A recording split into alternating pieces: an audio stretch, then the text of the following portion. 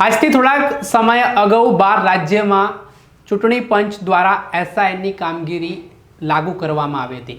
હવે આ એસઆઈની કામગીરી છે કે જે મતદારો વધારાના, કેમ કે એક જગ્યા ઉપર હોય ને ત્યાં બે જગ્યાએ તમને વોટર આઈડી બોલતી હોય, એવા જે મતદારોનું નિધન થઈ ગયું છે છતાં પણ વોટર આઈડીમાં, મતદાર યાદીમાં તેમનું નામ બોલાતું હોય, તેવા અલગ અલગ જે રજૂઆતો, ફરિયાદો ઇલેક્શન કમિશનને મળી હતી, તેના જ સંદર્ભમાં 12 રાજ્યો છે તેમાં એસઆઈની પ્રક્રિયા છે તે લાગુ કરવામાં આવી હતી.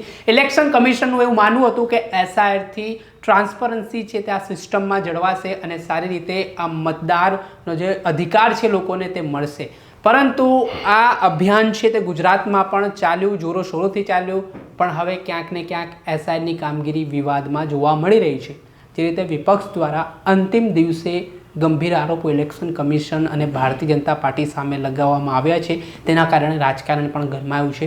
ત્યારે આ સમગ્ર મામલે આપણી સાથે આ બાબતને લઈને આપણા મહેમાન શોકતભાઈ જોડાઈ ચૂક્યા છે. તેમની સાથે સમગ્ર વિષયો પર ચર્ચા કરવાની છે કે આમાં ખરેખરમાં શું ષડયંત્ર ચાલી રહ્યા છે ને આમાં જો વાંધા અરજી જેની સામે થઈ રહી છે તો તે ખૂબ કન્ફ્યુઝ છે, મૂંઝવણમાં છે કે હવે શું કરવું મને, તો એને શું પ્રોસેસમાંથી પસાર થવાનું છે, તમામ વિષય આપણે એમની પાસેથી જાણીશું. શોકતભાઈ, નવજીવન ન્યૂઝમાં આપનું સ્વાગત છે.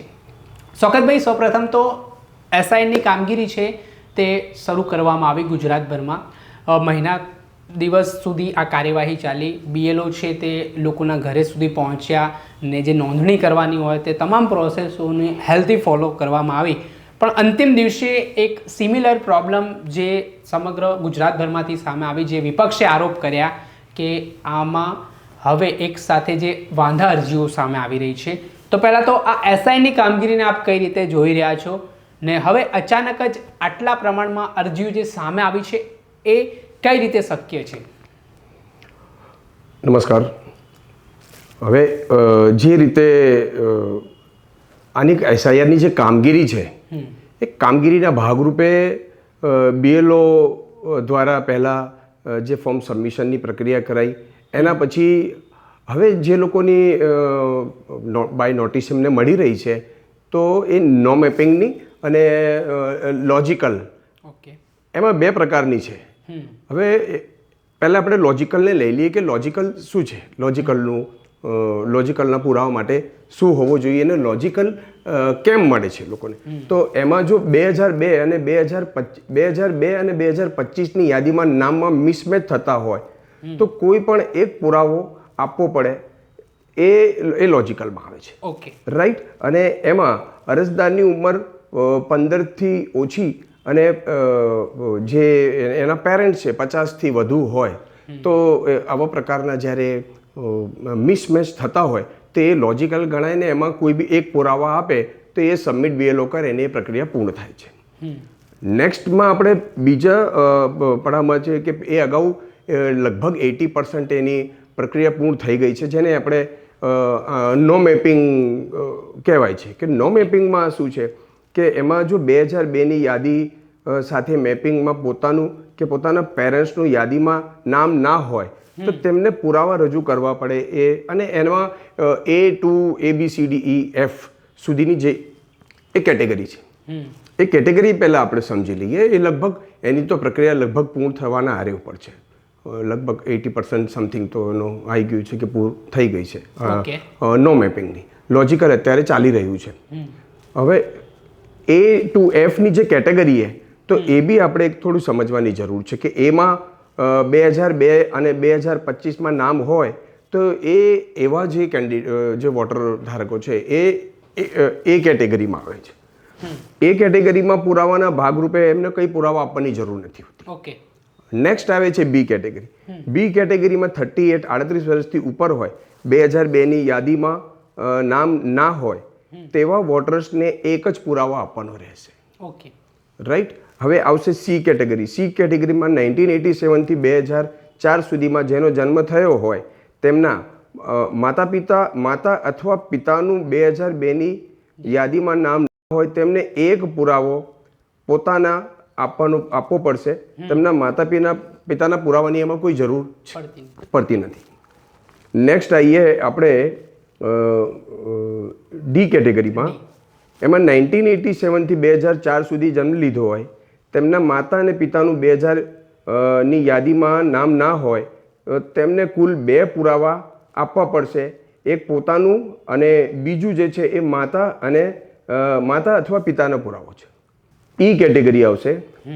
એમાં જેનો જન્મનો 2000 પછી હોય, 18 થી 19 વર્ષના હોય અને તેમના માતા અથવા પિતાનું નામ 2002ની યાદીમાં હોય તો એમને એક પુરાવો આપવો પડશે. રાઈટ. હવે એફ આવે છે 2004 પછી જન્મ થયો હોય, 18 થી 19 વર્ષના હોય તે, અને તેમના માતા અથવા પિતાનું 2002ની યાદીમાં નામ ના હોય, તેમને ટોટલ 3 પુરાવા આપવો પડશે. એક પોતાનું હોય ને પોતાના માતા અને પિતાનું. આ A to F ની જે કેટેગરી છે. રાઈટ. હવે આ જે નો મેપિંગનું છે એ સબમિશન લગભગ 80% થઈ ગયું છે ને કદાચ 1-2 દિવસમાં પૂર્ણ બી થઈ જશે. લોજિકલનું જે છે અત્યારે ચાલી રહ્યું છે. તો આમાં જે લોજિકલી જે મેપિંગની પ્રક્રિયા છે, એટલે કે ઇલેક્શન કમિશનને કંઈક એવું લાગે કે ભાઈ આ થોડુંક શંકાસ્પદ વ્યક્તિ છે, કે ભાઈ આના 2 જગ્યાએ મતદાર યાદીમાં નામ બોલાઈ રહ્યા છે, તો કોઈ એક જગ્યાથી નામે કાપી શકે છે. તો આ પ્રક્રિયા શું છે આમ લોજિકલ? હા, લોજિકલની હું પ્રક્રિયા કહું કે એમાં 2 જગ્યા નામ બોલી રહ્યા છે એવું નથી. એ ફક્ત 2002ની યાદીમાં અને 2025ની યાદીમાં નામ મિસમેચ થતા હોય. ધારો ફાધરનું નામ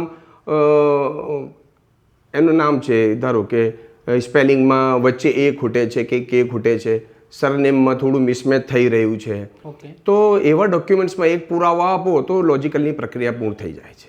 અચ્છા, હવે શૌકતભાઈ સવાલ અહીંયા ડખો જે આખી જે પ્રોસેસ છે એમાં એ ચડ્યો છે. તમે મને એથી લઈને F સુધીની આખી કેટેગરી તમે બતાવી. 80% કામગીરી એમાં પૂર્ણ થઈ, કોઈ વાંધો નહોતો, કોઈ વિરોધ નહોતો, વિપક્ષે પણ સમર્થન આપ્યું હતું ત્યારે. પણ હવે અહીંયા વિરોધ એટલા માટે છે કે વાંધા અરજી જે ફોર્મ નંબર 7 જે લાવવામાં આવ્યું છે, હવે મને પહેલાં તે સમજવું છે કે આ ફોર્મ નંબર 7 છે શું એકચ્યુઅલીમાં, ને જે આટલા મોટા પ્રમાણમાં આ જે ફોર્મ છે એ મળવાપાત્ર છે કોઈને જો વાંધો કરવો હોય તો?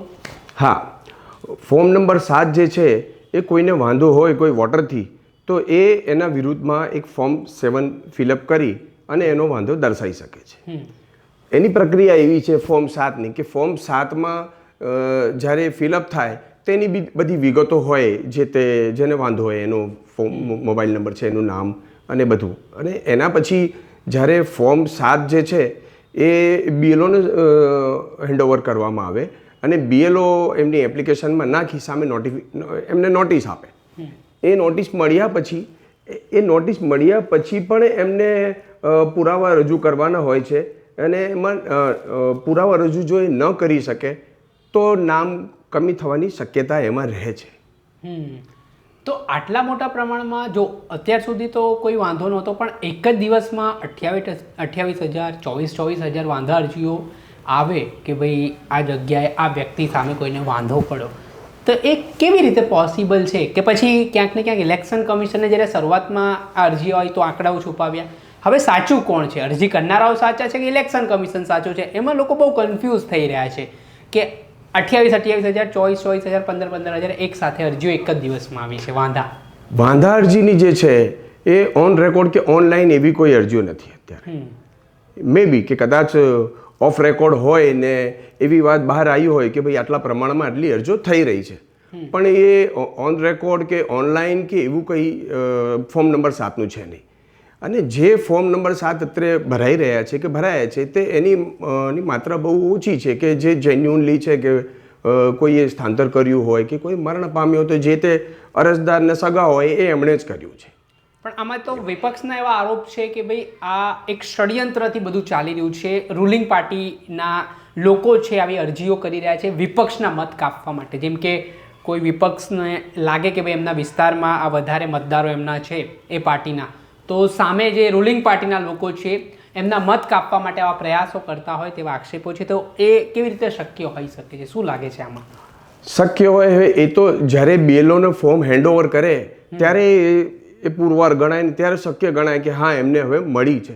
પણ અત્યાર સુધી તો એવા BLO એ ઘણી ગાંઠીએ અમુક જગ્યાએ એવા થયા હશે કે કદાચ એમને ફોર્મ 7ની અરજી મળી હોય, પણ એવું અત્યારે સામે નથી આવી રહ્યું કે કોઈ આયા હોય કે એમને ફોર્મ 7ની આવી રીતે અરજી એમને મળી રહી હોય ફિઝિકલ. અમદાવાદમાં તો મારા ખ્યાલથી મારી પાસે તો એવું અમદાવાદ બહાર કદાચ એવી કોઈને મળી હોય તો એ મારા ધ્યાન ઉપર નથી કે કદાચ મળી બી હોય. પણ જો એમને મળી હોય તો અને આવી જ્યારે કમ્પ્લેનો આવવા માંડી કે ભાઈ બહુ મોટી તાદાદમાં ફોર્મો ભરાઈ રહ્યા છે, તો એના માટે 23 તારીખે અમે 5 જગ્યા આવી 4 જગ્યા આવી રજૂઆતો કરી છે, રાઈટ. અને એ રજૂઆતોમાં અમે કલેક્ટર, મામલતદારશ્રીઓને, જિલ્લા ચૂંટણી અધિકારીશ્રીને, સ્ટેટ ઇલેક્શન કમિશનરશ્રીને, CEO અને પ્રિન્સિપલ સેક્રેટરીશ્રીને આ 5 જગ્યા ઉપર અમે અને લગભગ મામલતદાર બધા એમને બાય મેલથી આ બધું એમની જાણકારીમાં અને અમે લાવ્યા છીએ કે અને હું અને નેક્સ્ટ ડે આ ન્યૂઝપેપરમાં બી આના અંતર્ગત આપણે એક ન્યૂઝપેપરના માધ્યમથી બી એમનું ધ્યાન દોરવાનું આપણે આમાં એક કામ કર્યું છે. તો જો આપ કહેતા હો તો આ હું આપને એક્સપ્લેન કરું કે શું મુદ્દાઓ તમે આ મેલ થકી પહોંચાડ્યા છે એમના સુધી જે મુદ્દાઓ પહોંચાડ્યા છે એ બધી પ્રજાલક્ષી છે અને બહુ સરસ રીતે અને ફોર્મેટમાં જે કર્યું છે મેં કે હાલમાં અત્યારે નામ કમી કરવા માટે ફોર્મ 7માં જે વાંધા અરજીઓ સ્વીકારવામાં આવશે કે આવી હશે, વી આર નોટ શ્યોર કે અત્યારે એ લોકોને હેન્ડઓવર થઈ હોય તો અમે શ્યોર કહી શકાય કે હા એમને મળી છે અને BLO એ અંદર કોઈની એપ્લિકેશન નાખી હોય ત્યારની વાત છે. તો તેમાં ઘણીવાર તથ્ય વગરની અરજીઓમાં મૂળ મતદારો હેરાન થઈ રહ્યા છે. અમારો ટોપિક છે. જી બિલકુલ રાઈટ.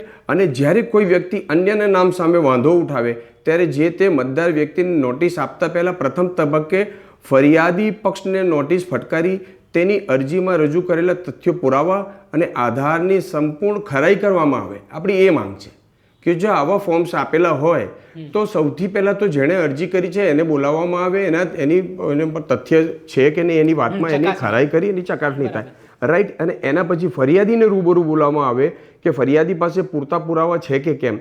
અને જો તપાસમાં સાબિત થાય કે ફરિયાદીએ પાયા વિહોણી ખોટી અરજી કરી છે કે ખોટી ફરિયાદ કરી તો સરકારી કામગીરીના અડચણના ભાગરૂપે તેની સામે કડક કાર્યવાહી થવી જ જોઈએ. કારણ કે સમય બી વેડફે છે સરકારનો અને પ્રજા લોકોમાં પણ એનો એક ભયનો માહોલ ઊભો કરવાના પ્રયાસો છે. હવે ફોર્મ નંબર 7 અંતર્ગત નામ કમી કરાવવા અંગેની અરજીઓની ફરિયાદો પક્ષનો વાંધો સાચો સાબિત થાય. આપણે એવું નથી કે ભાઈ તમે ના જ આપો. જો એની ફરિયાદમાં તથ્ય હોય ને એ ડોક્યુમેન્ટ સબમિટ કરતો કે હા અમારી પાસે છે પુરાવો કે ખોટો જ, તો ત્યારબાદ જ વોટર ID ધારકને નોટિસ પાઠવવામાં આવે. બિલકુલ.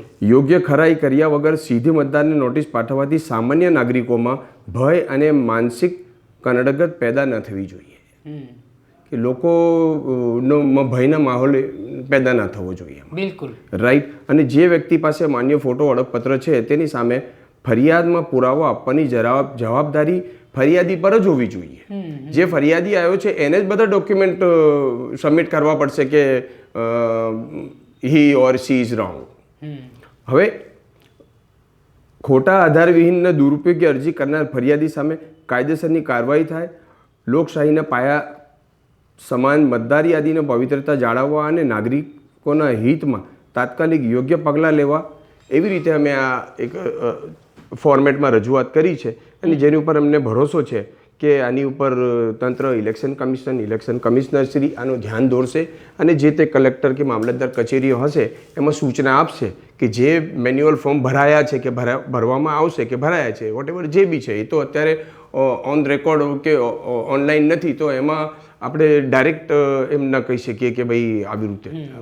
તો જ્યારે બી આવે કે આયા હશે તો એની ઉપર પહેલાં સૂચના આપે કે એની ઉપર ખરાઈ થાય અને ખરાઈ થયા પછી જે તે મતદાર હોય એને એની ઉપર નોટિસ. એવી પણ માહિતી સામે આવી રહી છે કે હવે માન લો દાખલા તરીકે તમે એક સોસાયટીમાં રહીએ છીએ તો આપણે એકબીજાને ઓળખીએ છીએ, પણ હવે એવા બનાવો પણ બની રહ્યા છે કે હું તમને ઓળખતો જ નથી, તમને મળ્યો જ નથી અને તમે મારા વિરુદ્ધ અરજી કરી દો છો કે ભાઈ આ વ્યક્તિ છે આ વિસ્તારમાં રહેતો જ નથી, આ વ્યક્તિ છે અને આ ફલાણું છે કે આ ડખો છે, જે કંઈ પણ હોય એમને જે ફરિયાદ એમની હોય ઇલેક્શન કમિશનને એવી રીતે વાંધા ઉઠાવવામાં આવી રહ્યા છે. તો પછી આ બાબતોને કઈ રીતે જોઈ રહ્યા છો? કેમ કે તમે મને જાણતા જ નથી, ઓળખતા નથી, તો મેં મારા વિરુદ્ધ કેવી રીતે આવી રીતે અરજી કરી શકો? રાઈટ, એ બાબતનું જે છે એ આપણા લેટરમાં બધું આવી ગયું છે ઓલરેડી, કે આવી વ્યક્તિઓ જ્યારે સામે આવશે ફરિયાદી ના ભાગરૂપે, તો જ્યારે એ સબમિટ નહીં કરી શકે તો એની ઉપર જે તે ખાતાકીય કે સરકારી જે પગલાં લે છે કાયદેસરના, એની ઉપર પગલાં લેવા જોઈએ અને એ જે અરજી છે એ રદબાતલ થાય. ને હવે આમાં મૂળ સમસ્યા છે, આમાં ઘણા બધા લોકોમાં ડર પણ એવો જોવા મળી રહ્યો છે કે ભાઈ મારા વિરુદ્ધ, જેમ કે માન લો કે વાંધા અરજી કોઈએ કરી તો મને નોટિસ આવી, તો હવે આમાં જે વાંધા અરજી કરનાર વ્યક્તિ છે એ કોણ છે મને ખબર નથી પડી, પણ હવે આમાં એમને ડર એવું કે ભાઈ મારું નામ કમી થઈ જશે કે જે થાય. તો હવે આવી સિચ્યુએશનમાં એ વ્યક્તિને કોનો સંપર્ક કરવો, ક્યાં જવું? ને BLO ઓલરેડી આ કામગીરી કરી ચૂક્યા છે, તો શું સરકારને એમના BLO પર વિશ્વાસ નથી કે ભાઈ એમણે જે કામગીરી કરી છે વ્યવસ્થિત નથી, પછી પાછળથી વાંધો ઉઠી રહ્યો છે? આ બધા બહુ સરસ આપણે સવાલ કર્યો કે આવી સિચ્યુએશનમાં એમને જે તે જેને નોટિસ પાઠવવામાં આવશે એને 3 નોટિસ બાય મેસેજથી કે બાય વોટ્સઅપથી એને મોકલવામાં આવશે. ઓકે, કે આ ડોક્યુમેન્ટ તમારે સબમિટ કરવાના રહેશે, અને એ 3 નોટિસમાં પહેલી નોટિસમાં જઈને ડોક્યુમેન્ટ સબમિટ કરી રહેશે તે ફૂલફિલ થઈ જશે. ઓકે, અને જો 3 નોટિસમાં જો અરજ જેની ઉપર થઈ છે આક્ષેપ અને એ ફૂલફિલ નહીં કરી શકે તો પછી જે એક્શન છે એ તંત્ર ઇલેક્શન કમિશને લઈ શકે છે. આમાં કેવી રીતે, ક્યાં સંપર્ક એને કરવાનો રહેશે? જેમ કે માન લો આપણે ભણેલા BLO ને કરવાનું શિક્ષિત છે, પણ અમુક લોકોને આ ખબર નથી પ્રોસેસની, એ આઈને ગભરાઈ જાય આવા માહોલમાં, તો એમને કોનો સંપર્ક કરવાનો? સૌથી પહેલાં તો એમને જે SIR ફોર્મ ભર્યું છે એની નકલ એક હોય છે એમની પાસે, અને એમનો BLO નો નંબર ઉપર હોય છે, નામ બી હોય છે, તો સીધો એને BLO નો જ સંપર્ક કરવાનો રહેશે. ડોક્યુમેન્ટ સબમિટ બી BLO ને જ કરવાની રહેશે. BLO જે છે એમના ડોક્યુમેન્ટ જે છે એ ફૂલફિલ કરી દેશે ઓનલાઈન, એ પ્રક્રિયા આગળ જતી રહેશે. અચ્છા, તો હવે આમાં ઇલેક્શન કમિશન અને ભાજપ જે સત્તા પક્ષ છે તેના પર આક્ષેપો વિપક્ષ દ્વારા કરવામાં આવી રહ્યા છે, પરંતુ હજી સુધી આવી કોઈ સત્તાવાર એ માહિતી છે કે આ પ્રોસેસ જે વાંધા અરજીને લઈને ઠેર ઠેર થઈ રહી છે? 80% એવું કહેવાય રહ્યું છે કે જે 14 લાખ જે મતદારો છે ગુજરાતમાં એમની સામે વાંધા અરજી થઈ છે. અને તમને ખ્યાલ હોય તો સુરેન્દ્રનગરના ખૂબ જાણીતા પદ્મશ્રી એવા શાહબુદ્દીન રાઠોડ સામે પણ આવી ફરિયાદ થઈ છે, ને એમણે ખુદ કીધું કે ભાઈ હું અહીંયા હયાત છું ને અહીંયા જ રહું છું. તો આવા જે ઘપલાઓ થઈ રહ્યા છે, આવા જે ષડયંત્ર થઈ રહ્યા છે, તો પછી આ પ્રોસેસને આવી પરિસ્થિતિ, તો પછી લોકોનો વિશ્વાસ પણ ક્યાંક ને ક્યાંક ડગમગી રહ્યો છે હવે સિસ્ટમ સામે. રાઈટ, હવે ઘણા એવા કિસ્સા બી સામે આવ્યા છે કે ફરિયાદીને જ્યારે ફરિયાદીને કોલ કરવામાં આવે છે કે ભાઈ તમે અમારી ઉપર કેમ વાંધો કર્યું છે, તો એ ફરિયાદી બી ઘણી વખત એવા હોય છે કે ભાઈ એમને તો ખબર જ નથી એમના, હા, તો એવો ફોન નંબર છે કે તમારું છે, મારું નામ બધું સાચું છે, પણ મારી જાણબાર છે અને મેં આવી અરજી કોઈ કરી નથી, એવા બી કિસ્સાઓ સામે આવી રહ્યા છે. એમાં એવું પણ ષડયંત્ર જે છે વિપક્ષ કરી રહ્યું છે કે ભાઈ આ કામગીરી ક્યાંક ને ક્યાંક ટલ્લે ચડે એ માટેના પ્રયાસો, કે ભાઈ આ બેનામી નામે કે અમુક લોકો જે ગમે XYZ ના નામે અરજી થઈ રહી છે, પછી આખી પ્રોસેસ છે તે લેન્ધી બને ને આગામી દિવસોમાં ચૂંટણી પણ આવવાની છે, મહાનગરપાલિકા, નગરપાલિકાની અને મહાપંચાયતોની ચૂંટણી, જિલ્લા પંચાયતોની યોજાવાની છે, તે પહેલાં જ આ ડખો જે એટલો મોટો સર્જાયો છે, તો પછી આ પ્રોસેસમાં જે રીતનો સમય જઈ રહ્યો છે ઇલેક્શન કમિશનને, તો શું લાગે છે આમાં ટ્રાન્સપરન્સી જળવાઈ રહેશે? જે ખરેખર મતદાર છે, જેને અધિકાર મળેલો છે, એને શું ગેરંટી ઇલેક્શન કમિશન દ્વારા કે એટલે મતાધિકારનું હનન નહીં થાય? 100% અત્યારે તો એવું લાગી રહ્યું છે કે જેવી રીતે સામાજિક કાર્યકરો અને ઇલેક્શન કમિશન એક્ટિવલી કામ કરે છે, તો મે બી કે ટ્રાન્સપરન્સી જળવાઈ રહેશે, અને જ્યારે બી લિસ્ટ 19 ની લગભગ એ પૂર્ણ થવા આવશે અને એ જ્યારે ફાઇનલ લિસ્ટ બી આવશે તો એમાં ટ્રાન્સપરન્સી બી રહેશે એવું મને. અચ્છા, ફાઇનલ લિસ્ટ માન લો આવી ગઈ ને હું મતદાર છું, યંગ મતદારોમાં પણ કદાચ આવી સમસ્યા આવે, માની લ્યો કે ભાઈ હું પ્રથમ વખત વોટર હતો પણ મારા નામે કોઈ વાંધા અરજી કરી, ફાઇનલ લિસ્ટમાં મારું નામ નથી દેખાતું, તો પછી એની આગળની પ્રોસેસ શું જો આવી સમસ્યાનું નિર્માણ થાય તો? ફાઇનલ લિસ્ટ પહેલા તો 3 નોટિસો પાઠવવામાં આવશે. ઓકે, અને જો એમાં 7માં વાંધો કર્યો હશે તોની વાત છે તો, અને એના 3 નોટિસનો જવાબ જ્યારે મળશે એમને, એ 3 નોટિસમાં એ સિંગલ વખત બી એમનો પુરાવા જે છે રજૂ કરી દેશે તો આ સમસ્યા ઊભી નહીં થાય. અચ્છા શૌકતભાઈ, આમાં જે ફોર્મની જે આક્ષેપો થઈ રહ્યા છે કે 24,000 20,000, તો આટલા ફોર્મ ઇલેક્શન કમિશન દ્વારા આપવામાં આવી શકે છે આટલી મોટી માત્રામાં કે લોકો વાંધા અરજી કરી શકે? કેમ કે ગાઈડલાઇન પ્રમાણે જોઈએ તો એમાં પણ જે અમુક ગાઈડલાઈન નક્કી કરવામાં આવી છે, કેમ કે આવું તો ના હોય કે ભાઈ એક વિધાનસભામાંથી આટલા લોકો સામે જે વાંધો થઈ રહ્યો છે તો ખરેખર આટલા લોકો શંકાસ્પદ છે કે એવું છે, સસ્પેક્ટ છે. હા, હવે જે ફોર્મ જે છે એમાં તો એવું બી થઈ શકે છે કે એક ફોર્મ કાઢીને એની ઝેરોક્સ ઉપર બી કામ તો થઈ શકે છે. એવું જરૂરી નથી કે ભાઈ આટલા 14,000નું જે છે તો 14,000 ફોર્મ આપ્યા હોય, એવું જરૂરી નથી.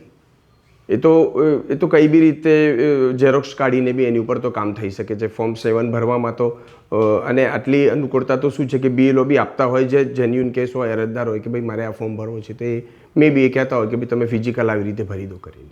અચ્છા, તો હવે આગામી જે કામગીરી છે BLOની કઈ રીતની રહેવાની છે? હાલની પરિસ્થિતિ તો એમણે બધું સબમિટ, જે તમે કીધું 80% કામગીરી પ્રોસેસ પૂર્ણ થઈ, હવે આગળ આ BLOની કામગીરી કઈ રીતની રહેવાની છે? BLO અત્યારે તો જે છે ને એ મેં આપને વાત કરી, જે લોજિકલ ડોક્યુમેન્ટની અત્યારે કામગીરી ચાલી રહી છે. અચ્છા. અને એ 19 પહેલાં એ લગભગ એ પૂર્ણ કરી દેશે. ફેબ્રુઆરીના ફર્સ્ટ વીકમાં લગભગ પૂર્ણ કરી દેશે અને એના પછી લિસ્ટ આવશે. એટલે એક મેસેજ હું આપના માધ્યમથી એવો આપવા માંગુ છું કે લોકોને આમાં કોઈ ગભરાવાની જરૂર નથી. ઓકે. હા, જે અત્યારે ઘણા એવા બી મેસેજ આવી રહ્યા છે કે આ નો મેપિંગની ને જે નોટિસો આવી રહી છે, તો લોકોને ઘણી પ્રજાને ફોન એવા બી આવે છે કે અમને નોટિસો મળી છે ફોર્મ 7, પણ એકચ્યુઅલી ફોર્મ 7ની નોટિસ નથી, એ નો મેપિંગની ને લોજિકલની નોટિસ હોય છે. તે પૂર્ણ કરશે તો એ ફૂલફિલ થઈ જશે, એમાં કોઈ ઇશ્યુ નથી. ચોક્કસથી આ હતા અમારા મુખ્ય મહેમાન, જેમણે આજે જે SIની કામગીરી સામે જે વાંધા અરજીઓ થઈ રહી છે, ફોર્મ નંબર 7 શું છે, આપણા માટે પણ એક નવો વિષય હતો કે ભાઈ જે કોઈ પણ મતદારને એવું લાગે, સામેવાળા મતદાર કે અહીંયા રહેતા નથી કે પછી કોઈક તેમને એવા વાંધાઓ હોય, પરંતુ આમાં એના પુરાવા ફરિયાદીને આપવા પડશે કે ભાઈ આ કારણોસર એમણે અરજી કરી છે. ઘણી બધી માત્રામાં આવી અરજીઓ પણ આવી છે, પણ આ મામલે વિપક્ષ છે તે સતત SIની કામગીરીને લઈને ઇલેક્શન કમિશન અને ભારતીય જનતા પાર્ટી પર પ્રહાર કરતા નજરે પડી રહ્યો છે. ત્યારે આગામી સમયમાં જોવાનું રહ્યું કે જે કંઈ પણ તમને આવા ડાઉટ્સ લાગે, તમારી સામે જો વાંધા અરજી થાય તો તમારે આગળની પ્રોસેસ શું કરવી, આપણા મહેમાન શૌકતભાઈએ આખી ઘટના જણાવી છે, ત્યારે આપણે પણ નિશ્ચિંત રહેવાની જરૂરિયાત છે. ત્યારે હવે ફાઇનલ મતદાર યાદી છે તે આગામી દિવસોમાં બહાર આવશે ને આમાં પણ જો કોઈ કન્ફ્યુઝન હોય તો તમે શું કરી શકો છો તે વિશે પણ તેમણે માહિતી આપી છે. દર્શક મિત્રો, આ વિડીયો લોકો સુધી વધુમાં વધુ પહોંચાડજો, જેના કારણે અન્ય લોકો પણ જાગૃત થાય ને એમને પણ આવી માહિતી મળી રહે, જેને લઈને તેઓ છે તે કોઈ ચિંતામાં ના મુકાય. દર્શક મિત્રો, આવા જ વિડીયો જોવા માટે નવજીવન ન્યૂઝ જોતા રહો.